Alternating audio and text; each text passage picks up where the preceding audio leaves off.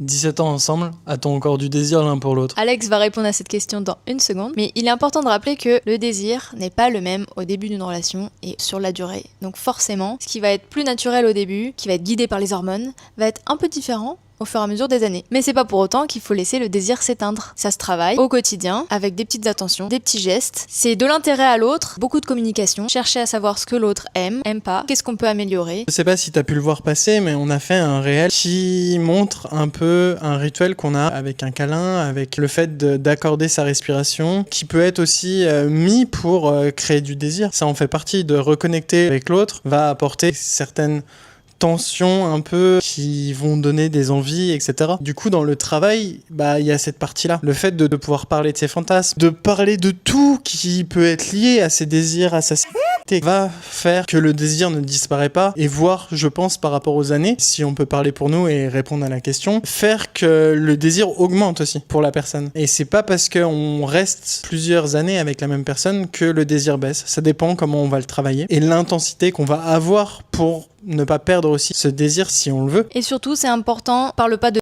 automatique, on parle de faire l'amour avec intention et d'être vraiment là.